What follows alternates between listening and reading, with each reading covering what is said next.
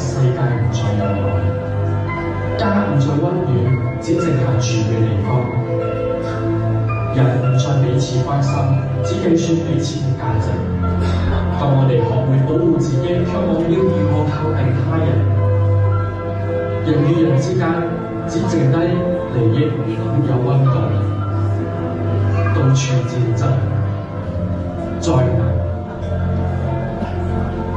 更多嘅背叛與仇恨。明天其實並冇更好，但係我哋好似早已經習慣咗，我哋活着卻好似行屍走肉，我哋呼吸卻感覺唔到自己嘅存在。如果愛真係消失，咁我哋仲剩低咩呢？當愛消失，世界只剩下一個空殼。難道我哋人類就因此絕望嗎？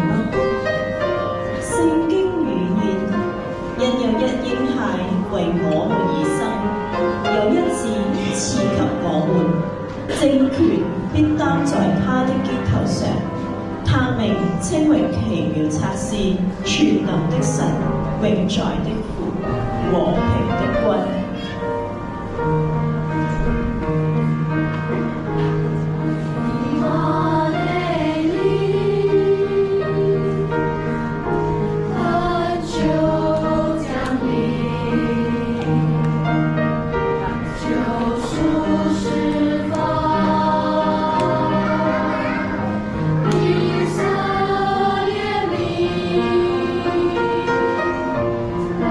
落一方。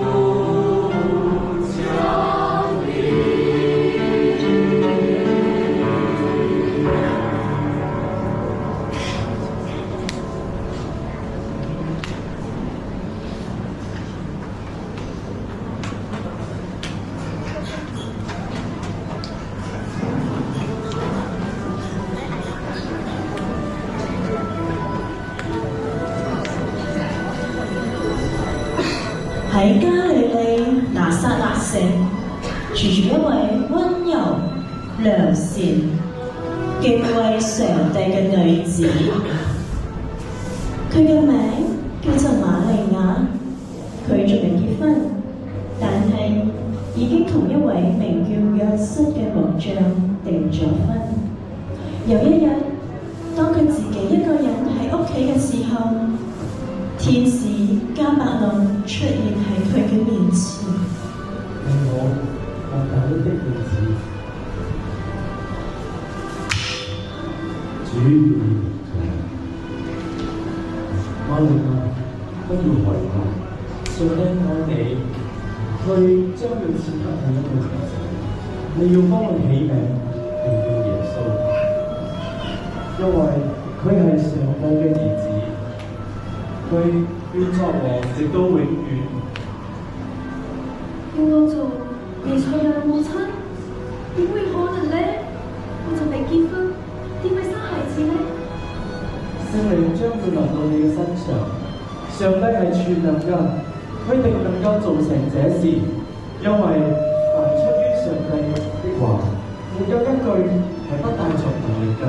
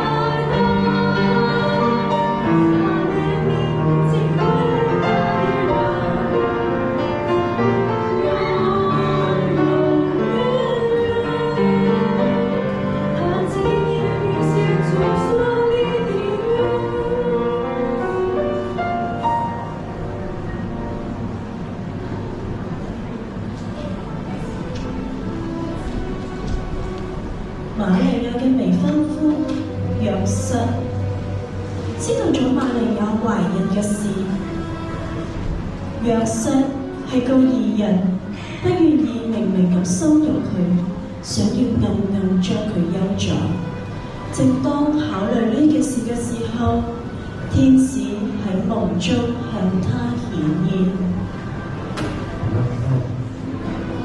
不要害怕，你即會將瑪利亞獻給，因為佢要生嘅孩子係上帝嘅兒子嚟嘅，你會幫佢起名，名叫耶穌，因為你要將自己的百姓從罪中拯救翻嚟。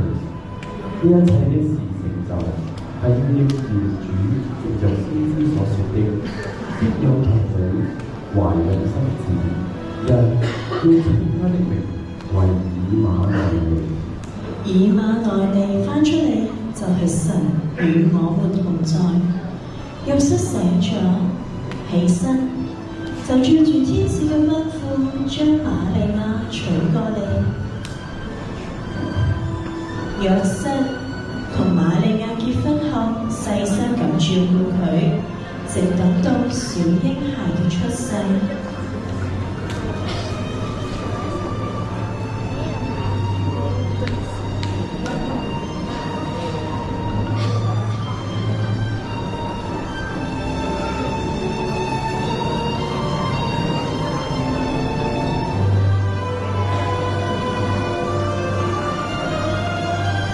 羅馬政府頒布命令，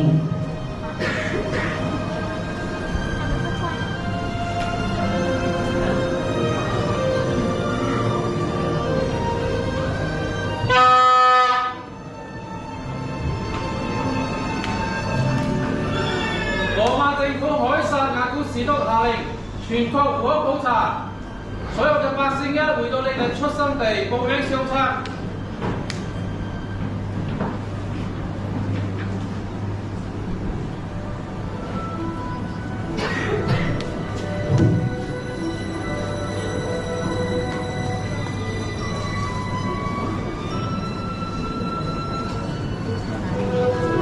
約瑟同瑪利亞雖然住喺納撒勒城，但係佢哋係伯利恆人，所以必須回到伯利恆去報名相冊。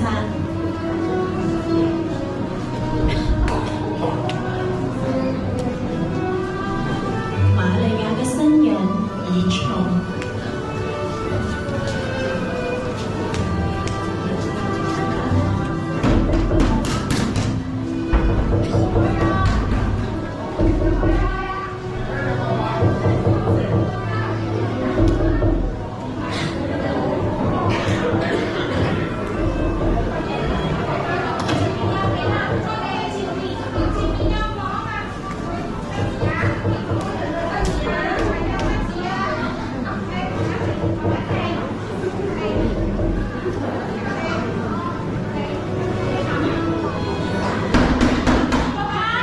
咩事啊？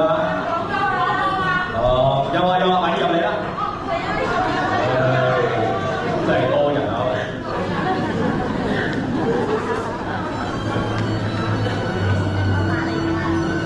快啲入嚟！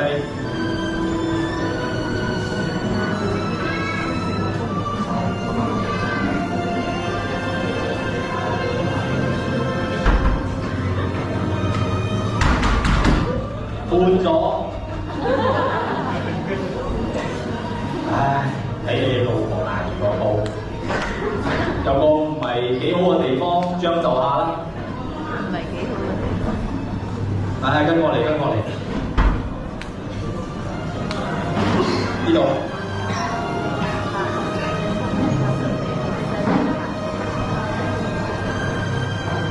嗱，呢兩個啱下，你哋喺呢度將就下啦。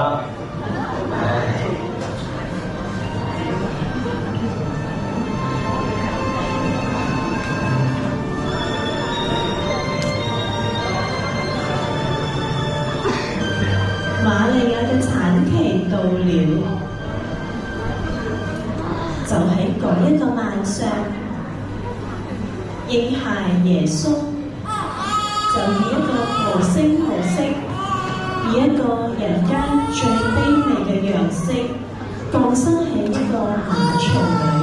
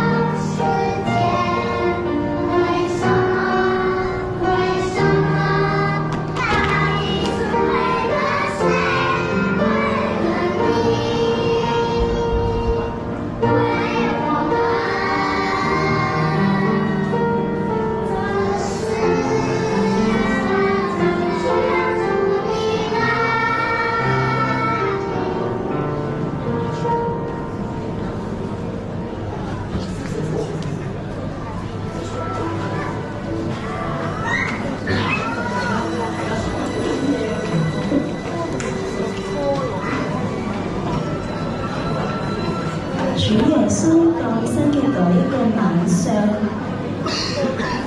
有幾位牧羊人喺伯利恆嘅城外野地裏看守羊群。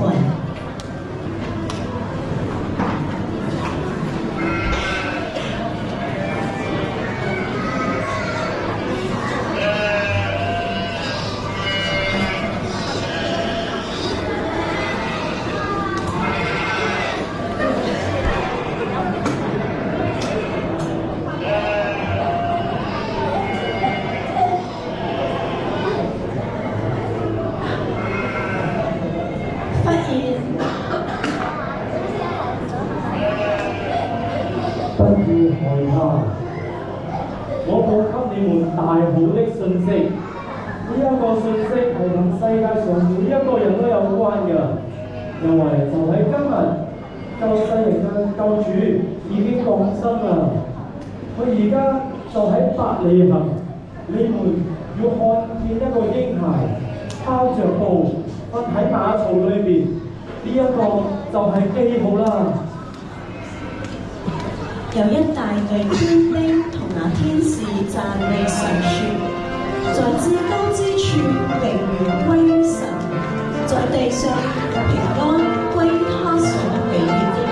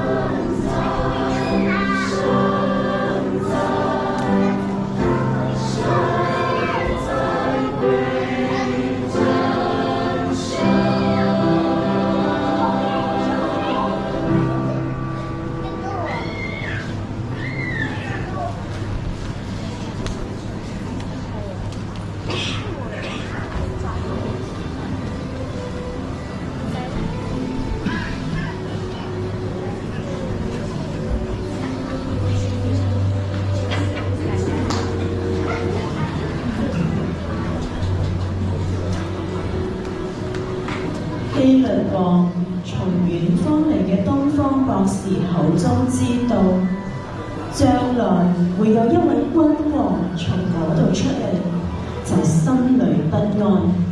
回見咗東方博士，想要揾到耶穌，但東方博士之後就冇返去見希律王，佢非常生氣，下令要將伯利恆城內所有男孩凡2歲以內盡都殺盡。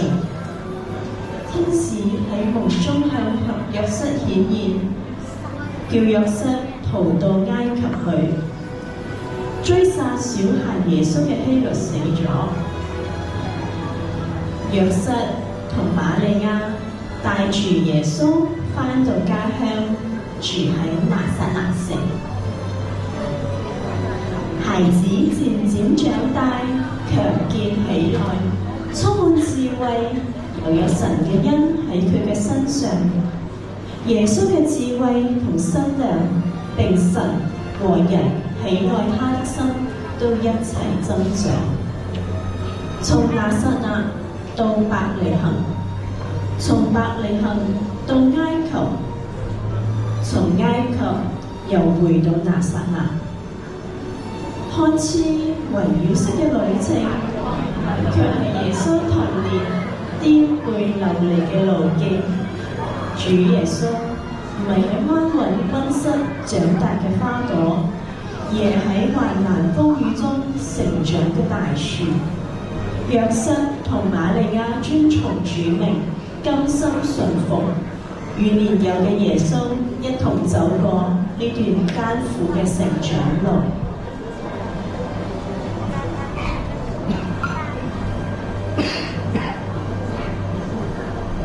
那時，耶穌從加利利嘅拿撒勒來，喺約旦河受了約瑟嘅洗。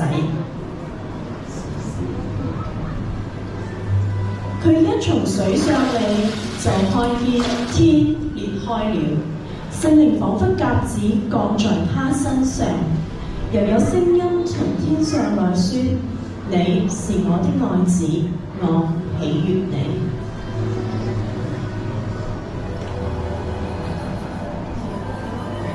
耶穌開始傳道，年紀約有30歲，義人看來佢係約瑟嘅兒子。約瑟，耶穌嚟到世上行了好多神蹟，佢曾經使瘸腿嘅得醫治。耶穌啊，耶穌求你醫好我個仔，我仔跛腳啊，求你醫下佢啊！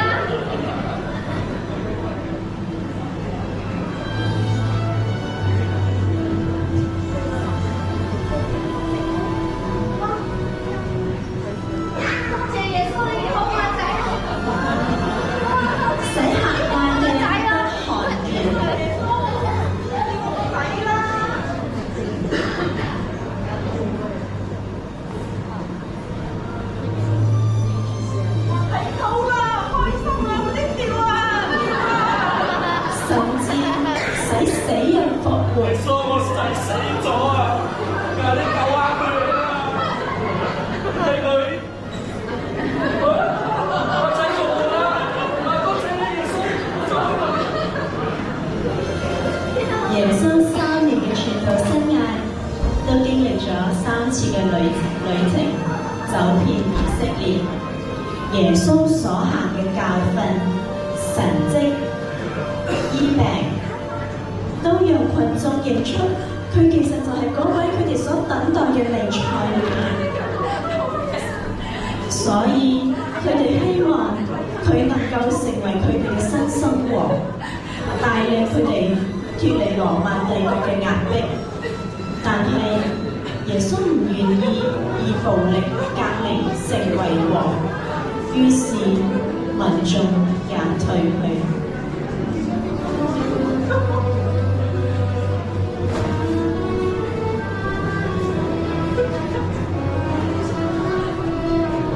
耶穌指示門徒，佢必須上到耶路撒冷去，受長老、祭司長、文士許多的苦，並並且被殺，第3日復活。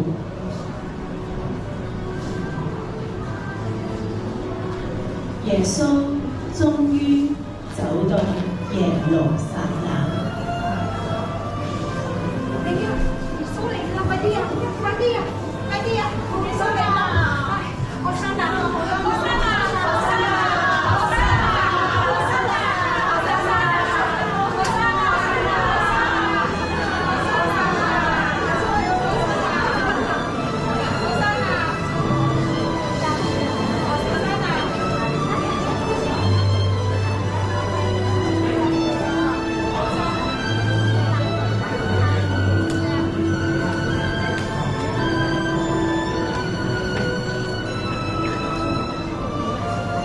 當時嘅祭司長同文士因着與耶穌嘅衝突，就想辦法要除滅耶穌。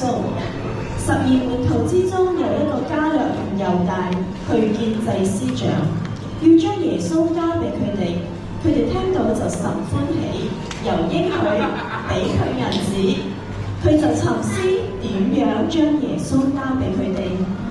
猶大嚟到耶穌嘅面前，立刻上前對耶穌說：拉比，就與他親吻。係佢啊！讀者，好，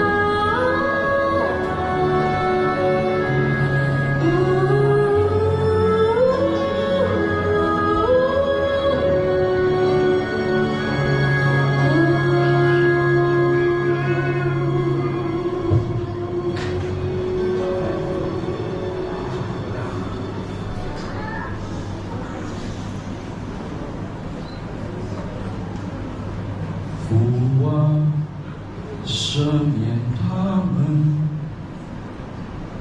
因为他们所做的，他们不知道。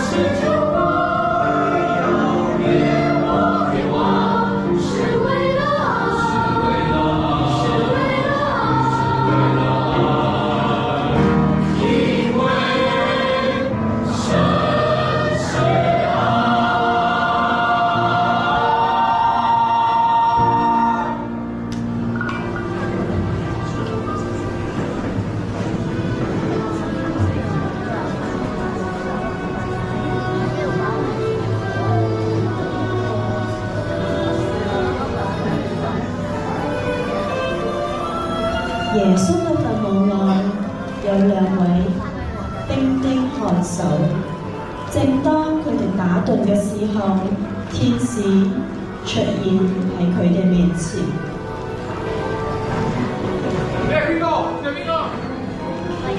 安息日將盡，7日嘅頭一日，天就快光嘅時候，抹大拉嘅瑪利亞同嗰個瑪利亞嚟睇墳墓。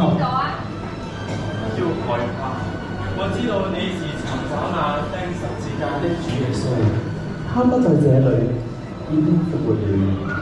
耶穌復活咗啊！照他所說的一定會。耶穌復活啦！耶穌復活咗！耶穌復活啦！耶穌復活啦！我哋你們要往加利利去，在那裏你們要見他。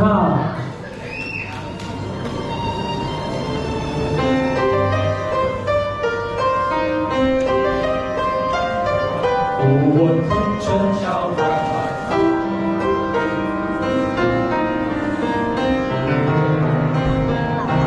我清晨悄然來到，黑夜轉成白晝，主愛光芒帶來希望，又驅散了憂傷。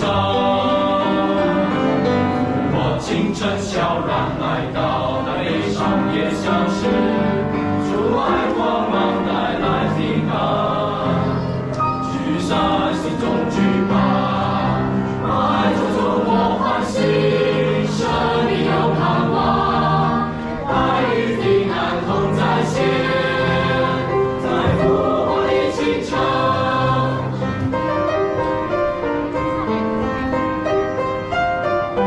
我清晨悄然來到，開啟復活大道，主愛光芒必定得勝，死亡必定完散。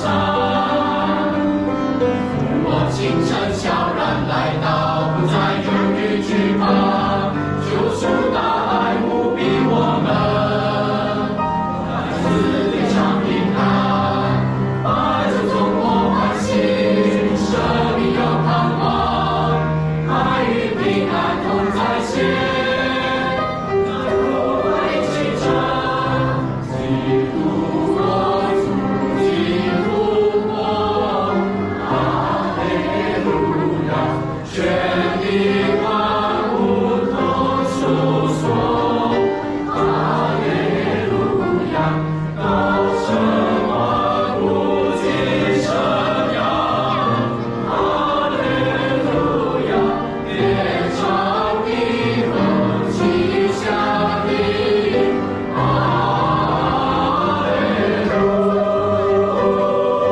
亞。愛中中我歡喜，生命有盼望，愛與平安同在線，在復活的清晨。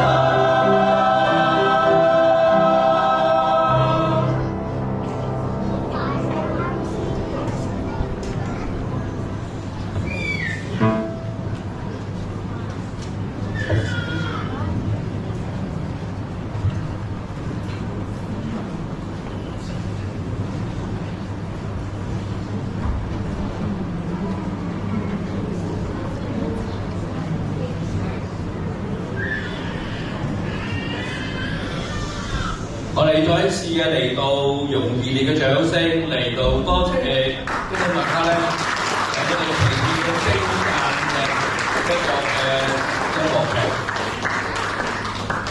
各位朋友、各位姊妹，大家晚上好。我哋從呢個嘅音樂劇裏邊咧，我哋已經睇到佢哋已經係非常嘅嚟到好投入咁樣花好長嘅時間嚟到去排練。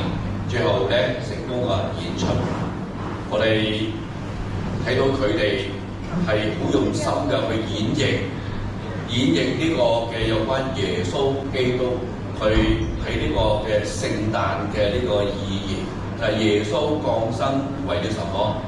為了愛，是為了愛。我哋一齊做一個仰望嘅祈禱，我哋一齊低頭，我哋先做一個祈禱。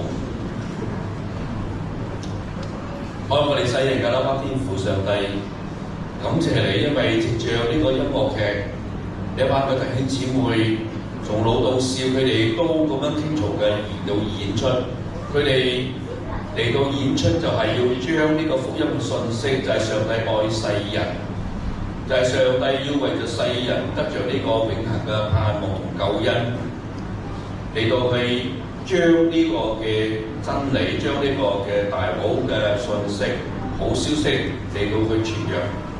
主啊，我哋求你就藉着你個話語，再次嘅嚟到幫助我哋，再次嚟到使我哋更清晰嘅明白我哋天父上帝創天造地嘅上帝如何嘅愛世人，讓我哋能夠從以下嘅信息裏邊，我哋得到呢個嘅救恩，讓我哋都明白，我哋要藉着我哋人類嘅中保耶穌基督，能夠以呢位創天造地嘅上帝，能夠建立呢個和好嘅一個嘅關係。交託以下時間再嚟聖手中禱告，係奉我主耶穌基督寶貴嘅名求，阿們。嗱，喺呢個嘅音樂劇裏面，佢係好濃縮㗎咁樣嚟到去表達耶穌，佢要嚟到呢個世間嘅時候，就係、是、上帝點樣藉着天使嚟到去宣告一個大好嘅訊息。嗰、那個咧，我哋稱為嗰個平安夜嗰一晚咧，就係呢啲牧羊嘅人，佢哋喺度等候呢一位應許嘅彌賽亞，即係救主，終於嚟到啦，嚟到解救所有在呢個水深火熱嘅呢啲嘅老百姓，喺呢個艱苦，喺呢個嘅災難裏面被統治、被糟質嘅一班嘅民族裏面，佢哋能夠有一個盼望。呢、個就係上帝愛世人。喺呢個聖誕節嘅時候，所以聖誕節並唔係話我哋慶祝、我哋紀念、我哋去宣揚呢個嘅聖誕老人。呢、個係後來經過嗰個嘅商業嘅包裝，咁啊先有聖誕老人，然後派禮物咁樣。而真真正正嘅聖誕節就係上帝愛世人。嗱，呢段嘅經文咧，就係一個最具體同埋最貼切嘅咁樣嚟到帶俾我哋世人知道呢個聖誕嘅意義、聖誕嘅主角。因為聖誕嘅主角已經被一個嘅商業或者呢啲咁樣嘅世俗嘅文化已經顛覆咗。我哋以為係聖誕老人，咁真正嘅聖誕節係為邊個咧？係為着邊個嚟到去宣揚？你俾我哋認識嘅，我哋睇睇呢段經文就係約翰福音3章16節啦。呢段經文咁樣講㗎，就係、上帝愛世人，甚至將佢嘅獨生子，就係呢位主耶穌，賜給他們，叫一切信他的，不至滅亡，反得永生。咁啊，呢段經文裏面咧，就係、整個基督教嘅核心嗰個教義嚟嘅。佢呢段經文係表達咗上帝對世人係帶着無限嘅嗰個愛。而上帝嘅愛係偉大嘅、奇妙嘅，又係完全嘅，係永遠唔會改變嘅。人與人之間嘅愛，父母對兒女嘅愛，都喺嗰種倫常裏邊咧係有條件嘅。你嘅表現好啲，咁你聽話啲，咁我愛你多啲咁樣係嘛？而且咧仲有私心嘅，係咪唔啱啊？人與人之間嘅愛就係咁啦，係甚至要佔有嘅。但係上帝嘅愛咧係完全毫無保留咁樣嚟到傾到俾我哋，係更加係難以用我哋嘅言語咧嚟到表達得清楚嘅。嗱，喺呢度咧，約翰福音3章16節就係具體嘅講明上帝嘅愛係如何嘅偉大，點樣長闊高深。第一，上帝愛我哋世人係為了愛，佢愛而嚟到呢個世界。係一個最奇妙、偉大嘅愛。聖經呢邊講乜嘢？神愛世人，甚至將佢個獨生子，就係呢位主耶穌啦，唔係聖誕老人啦，係主耶穌賜給他們。上帝愛我哋世人咧，係點樣嘅嚟到去賜給佢個獨生子俾我哋咧？聖經話佢愛我哋唔係單單俾我哋一般嘅我哋感受到嘅嗰個恩典。就係咩？係好普遍嘅、普世嘅，人人都得到嘅空氣啦、陽光啦、清水啦，係咪啊？同我哋生活嘅技能啦，賜俾我哋。上帝甚至咧愛到嘅地步，將佢嘅獨生子係唯一嘅賜俾我哋。嗱，聖經咁樣話咧，特別係英文 For God so loved the world， 呢個 so loved the world， 呢個 so 係咩？係何等嘅如此嘅？原文裏邊咧就話上帝愛我哋世人嘅程度咧係何等嘅深切，或者講我哋好容緊咁樣，係超越人所能理解嘅，超越我哋能夠理解呢個上帝咁偉大創天造地嘅上帝，竟然咁愛我哋呢一班咁軟弱咁不堪、咁不配嘅，我哋咁多犯錯嘅人，你係理解唔到嘅，係咪啊？然而神嘅愛係咁樣咧，佢傾到俾我哋，係付諸行動，而且係具體可感受到嘅。所以為咗愛咧，耶穌嚟到呢個世界上，確實係如此。呢、個就係整個基督教核心嘅教義。上帝揀選降世為人嘅呢個嘅耶穌，親身嚟到我哋人類中間，體驗我哋人嘅嗰個生活，同我哋人經歷到嘅嗰個苦難，同我哋人經歷到嘅嗰種種嘅試探，經歷到種種咁嘅逼迫，係啦嘛。最後睇見呢個耶穌，甚至被出賣，甚至被呢啲羅馬嘅呢啲官兵咧嚟到釘佢十字架，犧牲。佢點解咁做？係因為佢要救贖我哋人類。耶穌基督喺十字架上嘅犧牲，就係一個愛咧係最高嘅、最終極嘅嗰個嘅表現，帶出我哋。佢做主講咩？父啊，赦免他們，因為佢哋所做嘅，佢哋唔知道。今日我哋世人所做嘅，我哋喺度背叛上帝。有人話你信耶穌㗎，我拜神嘅，所以咧我拜神嘅，我唔信耶穌嘅。咁啊，其實咧唔係喎，我係信耶穌，但係我又拜神嘅喎。又信耶穌又拜神，呢個好似乎都講唔通喎。其實我話你知，我信耶穌，我梗係拜神啦，更加拜神。我拜呢位創造天地萬有、賜我哋生命氣息嘅神，係嘛？但係唔係我哋以為嗰種拜嘅人手所做嘅神？你明白呢個嘛？呢個嘅重點就係我拜嘅嗰個係位創天造地、賜我哋生命、俾我哋靈魂嘅呢位神，更加係透過呢一位愛我哋世人嘅呢個主耶穌。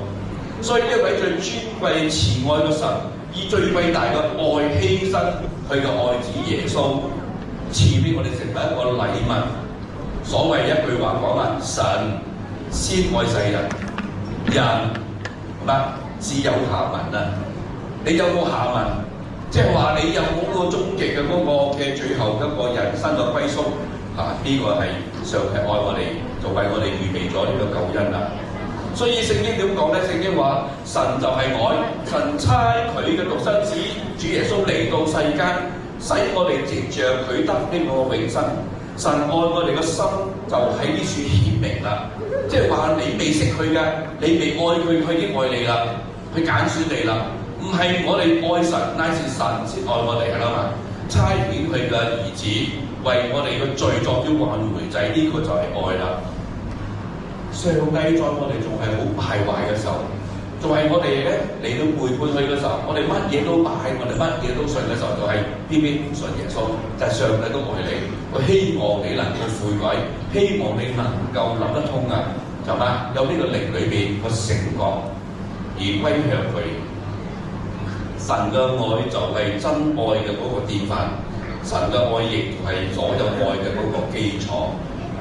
第二，神嘅愛不單咧係廣闊係奇妙偉大嘅愛，更加係廣闊普世嘅，唔分男女老少，唔分任何國籍嘅。上帝嘅愛咁樣愛你，佢話叫一切信佢嘅，係嘛？所以神愛世人係廣闊嘅，冇任何界限嘅，冇任何範圍嗰個限制。無論乜嘢人，男女老少，甚至你覺得你自己係好污穢、好卑微嘅人，係冇文化、冇學問嘅，罪大極惡嘅罪人，神都一樣嘅愛你。神要拯救我哋每一個人，佢話叫一切信佢嘅都得到赦罪，都得到呢個拯救，有呢個永生。呢度話只要信佢耶穌，接受佢白白俾你個愛，唔係因為你做咗啲乜嘢。唔係因為你為咗做有啲乜嘢嘅儲蓄，有乜嘢嘅功德，係因為佢愛你，所以佢白白嘅俾你。信佢嘅為你所做嘅呢個救恩，成就嘅救恩，呢個係補救，叫做一切啦。一切嘅係包括所有有生命氣息，包括我哋今天晚上坐喺呢度嘅任何一個人，上帝都要拯救你。所以冇乜嘢有冇資格冇乜嘢有冇嗰個可能嘅嗰個界限，冇任何嘅身份嘅嗰個攔阻，每一個年齡層嘅人都可以相信耶穌。只要你口裏面承認，心裏面相信，就可以接受上帝為你預備嘅救恩。相信唔係單單理智上嘅嗰種承認耶穌係神，係乃是咧你內心裏面真誠咁樣去信靠佢，承認耶穌基督係神，承認唯有佢可以拯救我，並且讓基督掌管我嘅一生。因為聖經好清楚講嘅，在天下間沒有賜下別個名，我哋可以靠着得救。唯有主耶穌可以咁講嘅係獨太中意嘅。咁當然呢種嘅愛唔係強制你嘅，即係唔係勉強你咁做嘅，而係指向所有願意嘅。你係有願意㗎，係嘛？所以我哋結婚嘅時候咧，牧師主持嘅時候都問你願意嘛？你話 I do 咁啊，你又 do 啦，咁就願意啦，咁因為你愛佢嘛，愛對方彼此都相愛嘛，咁咪 I do 咯，咁接落嚟點啊？就要一齊咧用心去經營呢個婚姻啦，係嘛？所以呢度話你願意嘅話，咁你就有呢個永恆嘅生命。所以若我哋當中有人未信耶穌嘅話，今天晚黑你嚟到呢處，你參加呢個聚會，坐喺呢處，並唔係偶然嘅，係乃時咧係有一種嘅咩？有一種嘅嗰個動機，或者係有一種嘅情況之下你嚟到嘅，或者俾人邀請嘅，又或者係因為呢個聖誕節呢個咁有意義嘅呢個日子公共假期咁啊，你嚟啦，又可能因着你啲兒女或者你個孫喺呢度有啲演出，我睇到呢啲小朋友好開心，做羊仔都做得好開心嘅啦嘛，喺嗰度打筋斗啊，哇開心到不得了，因為佢有機會咧嚟到嘅喺呢個音樂劇裏邊參與到佢演出。今日上帝都希望你能夠喺佢嘅救恩嘅説有咁樣嘅機會咧接受耶穌，唔係單單咧就錯過咗呢個機會，係嘛？淨係嚟睇一出嘅戲，睇一出嘅音樂劇，聽牧師講道，係希望你能夠思想一下，有一日我亦永恆嘅嗰個嘅終極關懷，我個歸屬喺邊處，係嘛？上帝希望你今日就相信，就得到呢個救恩。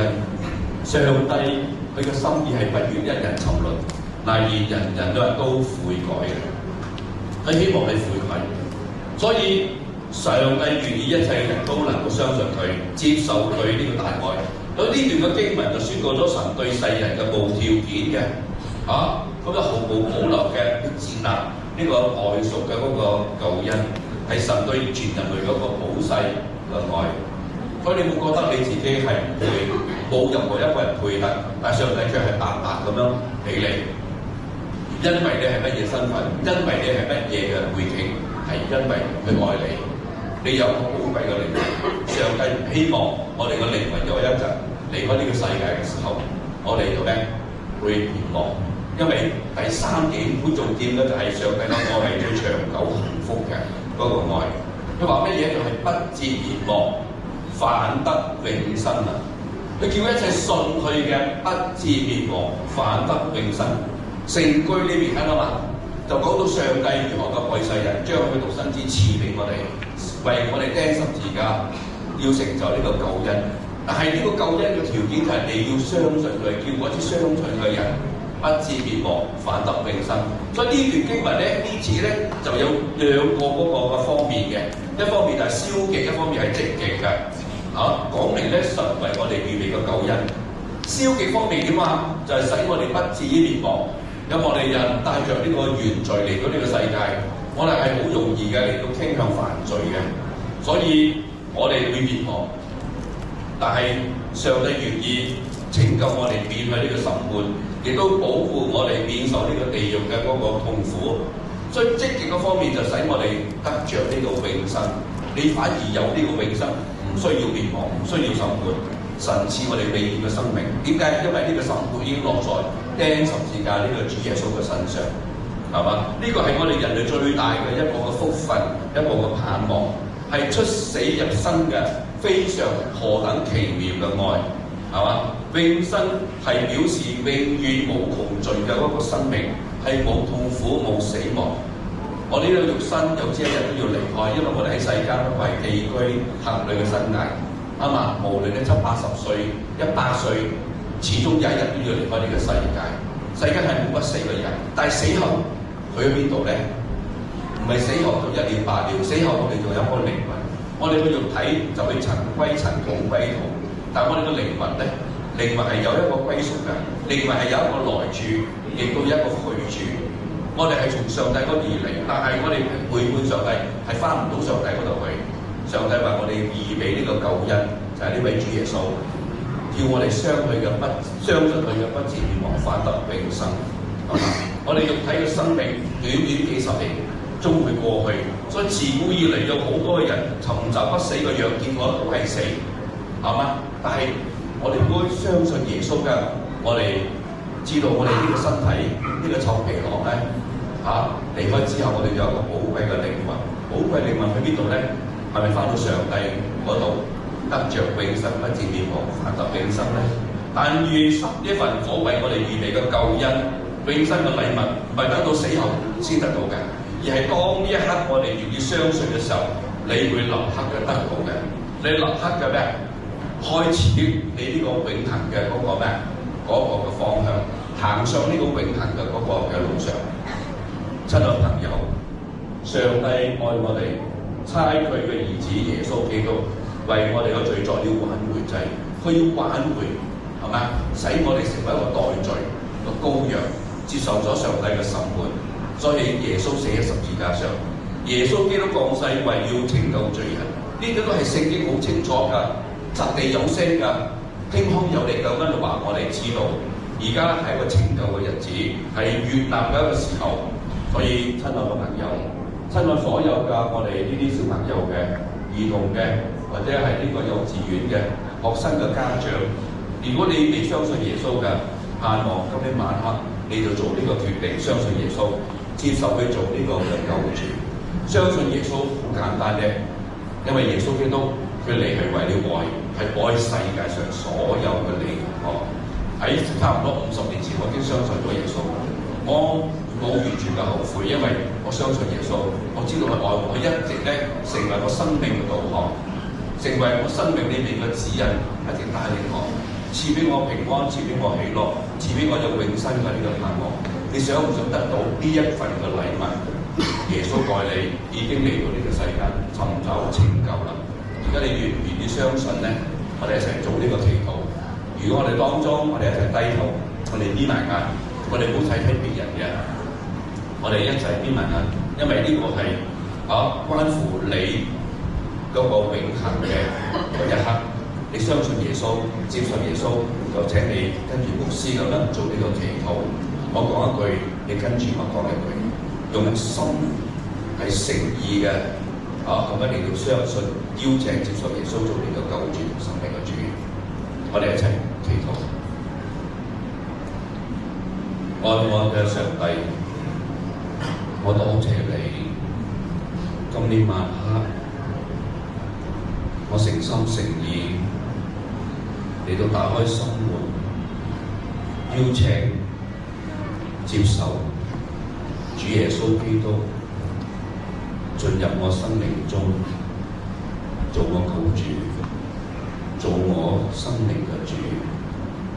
我願意相信佢，我懇求主赦免我嘅罪，除去我一切嘅不義，幫助我悔改，離去一切嘅偶像，歸於主耶穌，接受佢帶領我，使我得着呢個永生，使我成為神所愛嘅兒女。我求主祝福我前面嘅日子，帶領我能夠一生一世都行在主嘅旨意中。我如此禱告，奉主耶穌基督嘅名求，阿門。但我中間如果你有做呢個祈禱，相信接受耶穌，呢個係冇勉強嘅。但係呢處我先恭喜你，因為你將成為神嘅兒女。咁喺呢處咧就呼籲，希望你信主嘅人，信咗耶穌嘅有做呢個決定嘅。咁就散會之後咧，希望你能夠俾耶穌俾我牧師咧認識下你。但我唔係呢個嘅人，我來自己林邦，希望我能夠認識你，希望我啲書咧多個朋友，多個我所認識嘅熱好人，咁咧就歡迎你繼續翻嚟呢個北元港浸信教會參加呢教會嘅所有嘅活動，主日嘅崇拜啊 ，OK， 好嘛？好，多謝大家。好，多謝老師講解，因為嗰個整個嗰個嘅點劇咧，盼望大家都認識耶穌基督，佢降生係為開咩啊？係拯救罪人喎。咁我哋咧都請我哋嘅全部嘅演員係嘛？我哋小演員，我哋列隊啦。